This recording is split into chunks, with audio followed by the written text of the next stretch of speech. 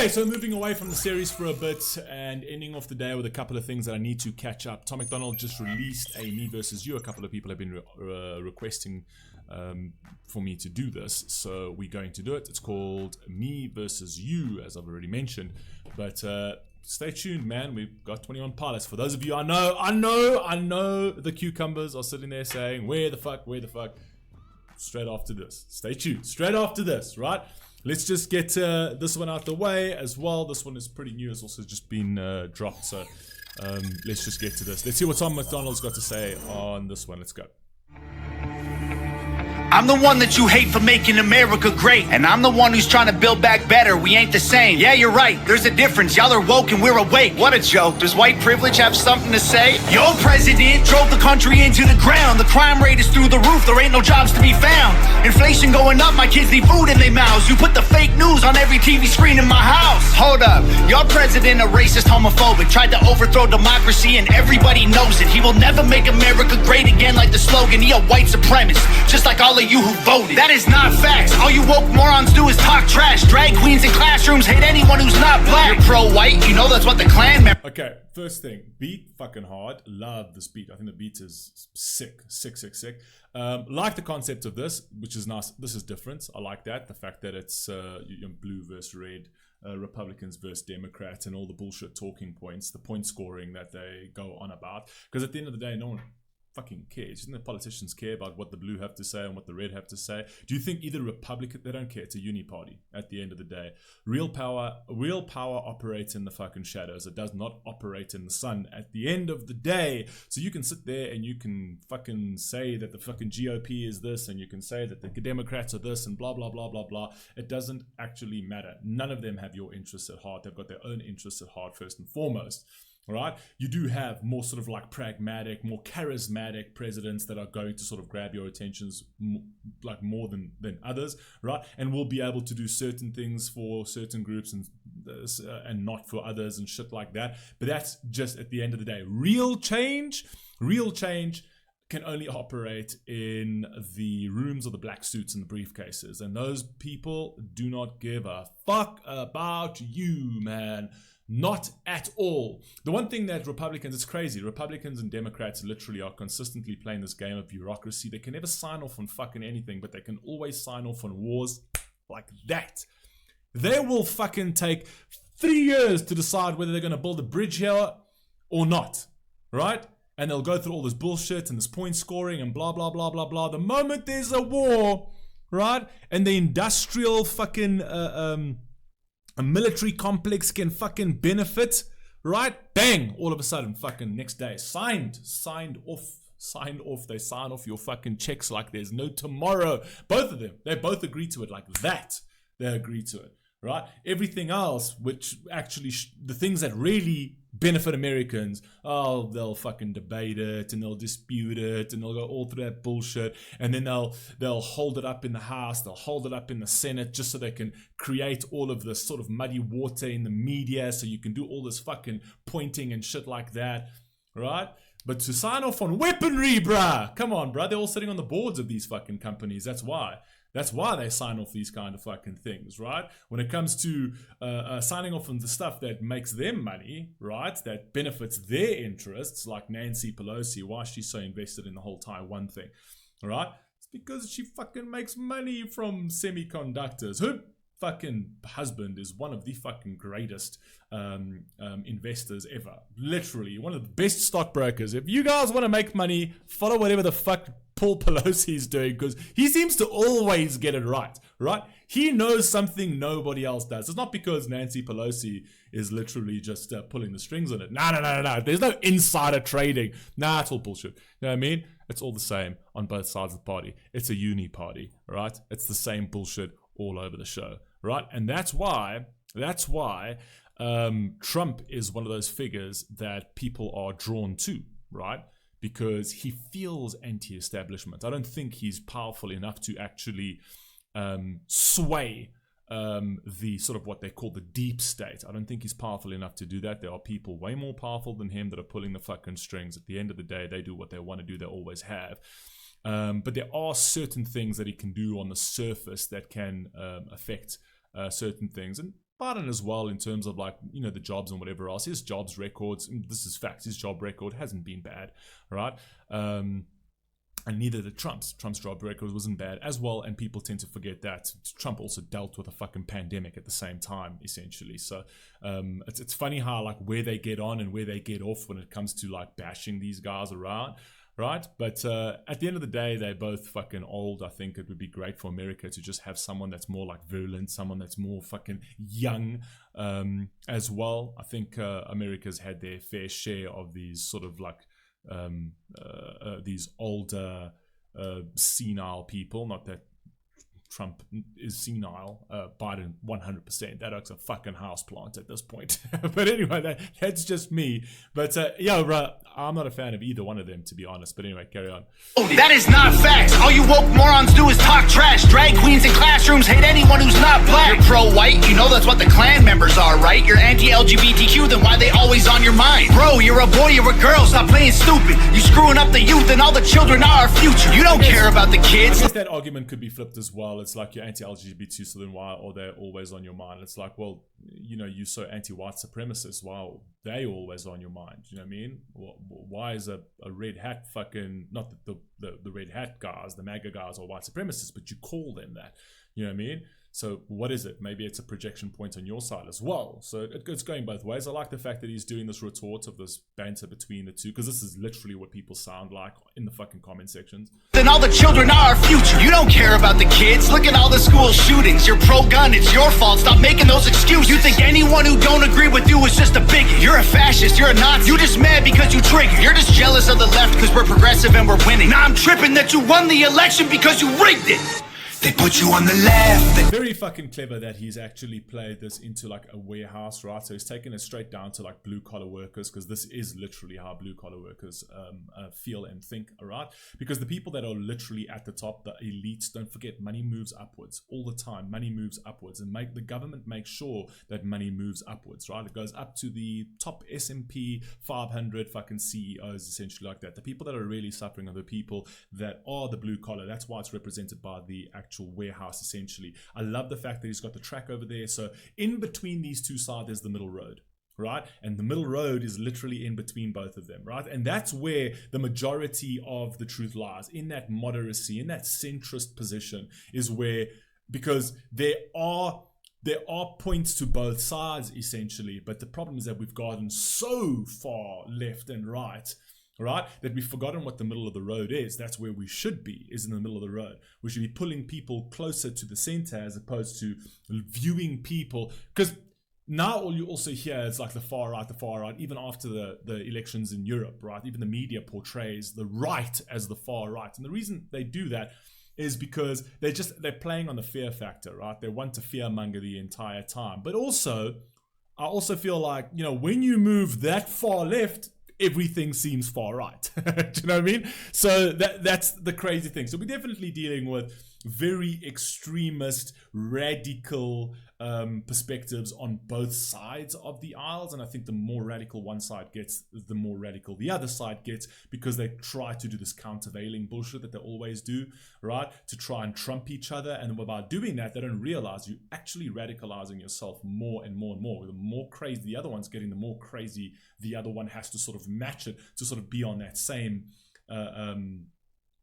sort of that same plane. And it just doesn't do any good. At some point, you got to concede ground. This is how we're going to solve this, is people need to concede some ground, in the sense that I don't agree with everything on the left, I don't agree with everything on the right, but I do need to concede some ground to bring them back towards the center. Even if I don't agree with it, I need to bring them back towards kind of like a rational thinking space. And I'm not going to be able to do it if I'm always point scoring. And both sides are consistently fucking point scoring, which means that there's no way to get into each other's territories to sort of like sow something better, to sow seeds of change, because you're not bringing anyone to the center. And the reason you're not bringing anyone to the center is because you're not conceding your own ground. You're not looking at your own house. If your own house is in order, it's much easier to sort of draw people in, right? You're far more convincing. You're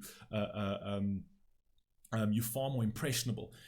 And if you're not doing that, you're just screaming from the edges and nothing's really happening in the center, where the real change happens. Anyway, carry on. They put you on the left, they put you on the right. They tell you what to hate, then they tell you who to fight. Till you're screaming, screaming. They put you on the right, they put you on the left. They tell you who to hate, they do anything to get you screaming, screaming. I don't usually like Tom MacDonald's hooks. I find sometimes his hooks do miss, right? As far as this hook goes, this hook actually really does suit the song over here. I like that it's got this anthemic feel to it, right? Because it feels like something that you could have as an anthem specifically, and with those that's sort of like the crowd in the background saying I hate you. That's literally, he's doing that because it's literally the people, the populace, right? So it's multiple people just screaming at each other the entire time. All we're doing is just making fucking noise, right? But we're not moving the needle because of all the noise. We need to sort of get away from those muddy waters, which is being fomented by the political elite and by the media, right, to a point where we can actually hear ourselves. And I think the most important part about this is to actually hear ourselves, right? Because when we start hearing ourselves, that's when we can start rationalizing through things, right? If you're always just screaming over somebody, right, you're never going to hear them because you're not even interested in hearing how you sound. You sounding ridiculous. You need to calm down, tone down, right? Pull back and make sure that your house is in order. And sometimes it will be painful because sometimes, you're going to have to concede, you're going to have to take it on the chin, but it's the only way to do it, to get people to actually get back to actually speaking to each other in a rational manner where they're not sort of always at each other's throats. Get you screaming, screaming.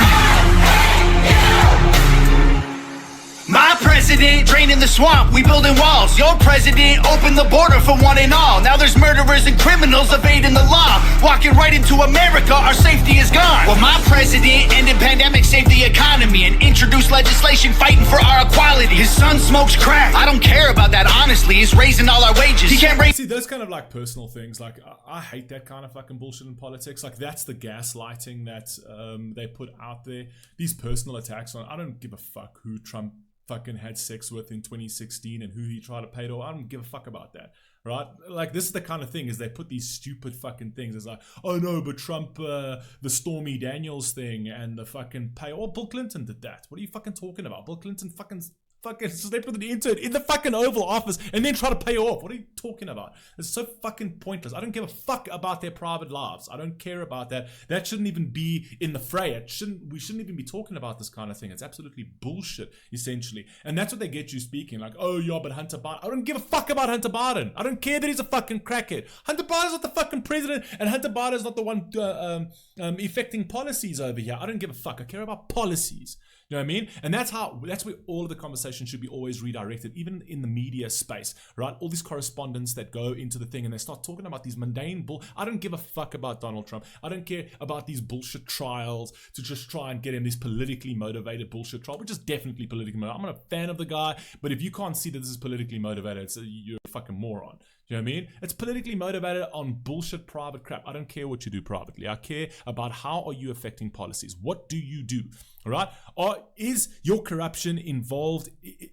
Does your corruption go as far as involving where it affects the American people? You've taken money out of the American people's pockets and you've used it for yourself, or you've used your influence as a person who's supposed to be serving the public. You've used that influence to make yourself richer and all that kind of shit. Like there's graver fucking crimes that are being had. War criminals, man. We're talking about a fucking lineage of draft dodgers as presidents in the fucking United States, just consistently fucking wars in every single administration, man. These are all fucking draft dodgers, all fucking war criminals at the end of the day. And people are talking about fucking Joe Biden's son. I don't fucking care about his fucking son. And Donald Trump had sex with the fucking thing and then tried to who cares? I don't fucking care if Donald Trump fucked the porn star. I don't care. I really don't give a fuck about that, right? What I do care is that there were no wars under him while he was president. I do care about that. I think that's something that affects the American people. I actually think that's something that affects the world and foreign policy as a whole. And he didn't have a war on his fucking watch. Do you know what I mean? So Right now, feels like the world's fucking burning. I don't know. It just feels like the world's fucking falling apart and people are just doubling down on stupid the entire time. Right? That's what I care about. Do I give a fuck about Hunter Biden's crack fucking head, son? No. Do I care about Trump being promiscuous and grabbing pussies all around the world? I do not give a fuck about that. I don't care. Right? How can you stop the world from burning? That's what I care about. Okay, let's go. Raise his children properly. You obviously pro-life. A woman's choice is your right. I feel like abortion is important and you don't like. You're treating it like birth control. You're treating them like your wife. I said that all lives matter and I also meant unborn life. You're so clever. Go ahead, make your little memes while we're bringing home the soldiers who were in the Middle East. Okay, you brought the soldiers home, but then you burnt the flag and took a knee and left the men who fought for all our freedom homeless on the street. Build back better. There'll be violence and riots until you Bible thumpers learn to fall in line and trust the science. We ain't ever backing down. I don't know that brought the soldiers home, and like, you know, it's crazy how they just use these little things to try and just get people's palates wet. Essentially, it's like, well, yeah, we did this, yes, but you also killed 3,000 soldiers in fucking Iraq. Do you know what I mean? And 2,000 soldiers in Afghanistan, and you left, I don't know, $2 billion or $2 trillion worth of American taxpayer money to fucking rot, or whatever it is, whatever the price was. It's exorbitant either way. That could be used for Americans, essentially.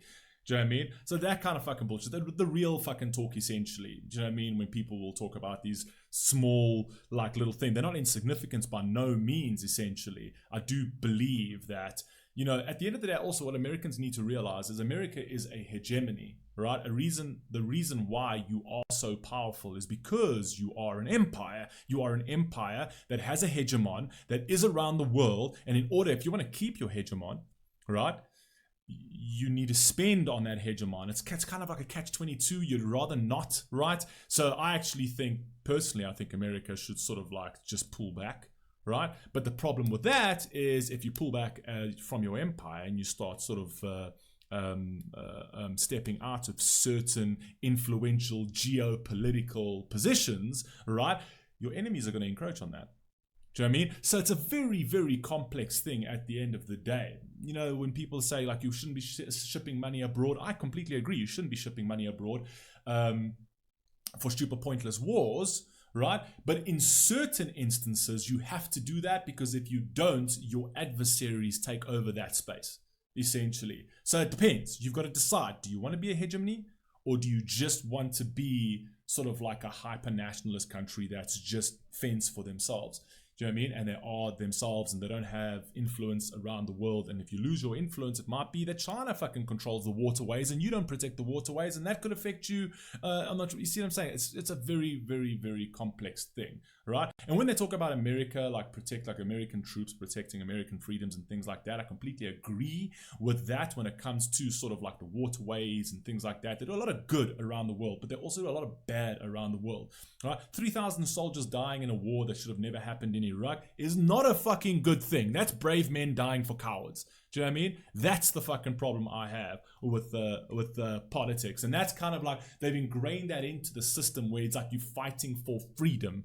Do you know what I mean? But you're not fighting for freedom. You actually went and killed 3,000 of your own people for wars of interest, not just wars of interest, because we all know what happened in Iraq and fucking Syria.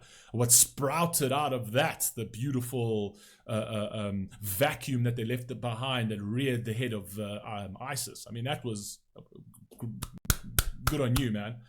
Good on you. I mean, did that protect anyone's freedoms there? I mean, do you know what I mean? So there are ups and downs, but yeah, carry on. And trust the science. We ain't ever backing down from all you pedos and tyrants. The right is fighting the system, the left designed to divide us. And that is clown talk. All you got is mean tweets, free speech. Call the cops, dog. You defunded the police. This country will be better off without all you freaks. This is America, homie. If you don't like it, you can leave. They put you on the left, they put you on the right. They tell you what to hate, then they tell you who to fight. Till you're screaming, screaming. You on the right, they put you on the left. They tell you who to hate, they do anything to get you screaming, screaming. No president will ever give a damn about the truth. It don't matter who's the winner, cause the people always lose. No president will ever break the system from inside. It's a deep state plan dividing us into sides. It don't matter if you're left, right, black, white, red, blue, conservative or liberal, rich, poor, me, you, Republican or Democrat, old, young, mean, cool. They promise us. I agree with that. Welcome to politics. Yes, that's exactly how it's always been. That's how it's always been, essentially. Divide and conquer. I mean, it's in the fucking playbook. It's a trick as old as time. It's not something that's just happening today with these administrations today. This has happened many times before. The populace are very, very, very easy to influence as long as you give them the bare minimum. Napoleon once said, if you lose their ears, you best be holding bread. That's one of the fundamentals, right? As long as people can eat, they not going to rattle the cage too much, right? Because they don't want to stick their heads out and have their heads fucking chopped off by a powerful system, essentially. So as long as we've got the little bit, that's all that really matters. As long as I can put food on my table so I can feed my families and things like that, even though I don't have this very, very lavish lifestyle or whatever, it doesn't matter, essentially. People naturally just do not like to rattle the cage. And if you give them crumbs, and that crumbs can feed their family, that's fine. They will take that. It's the fucking bare minimum. But where things start getting to the point of bringing out the guillotines like the French Revolution is when those crumbs can't feed the families, right? And then you have fucking problems, essentially. Very bare minimum. And it's very easy to sort of influence, to play people like pawns on a fucking chessboard, right? To be devoured by the bigger pieces when they don't really see the board for what it is, essentially. When you're dealing with the ignorant people, when you're dealing with narratives, when you're dealing with constructive conceptions of like society and the world view, essentially. When you start structuring it like that, the chessboard becomes very fucking muddy and you don't know who's on your side anymore, right? And by consuming the other side, you're in fact consuming yourself, right? Anyway, carry on. Me, you, Republican or Democrat, old, young, mean, cool, they promise us our freedom, but then all we get is free doom. They put you on the left, they put you on the right, they tell you... What did you say there? Old, young, mean, cool, they promise us our freedom, but then all we get is free doom. They put you on the left, they put you on the right. Okay, that's a wishy-washy bar. I know it's going to go onto a t-shirt, right? But they promise us our freedoms and all we get is free doom. Ugh, okay. I mean, I see what you try to make it a punchline, but it's a bit of a weak punchline. Go on. But then all we get is free doom. They put you on the left, they put you on the right. They tell you what to hate, then they tell you who to fight. Till you're screaming, screaming. They put you on the right, they put you on the left. They tell you who to hate, they do anything to get you screaming, screaming.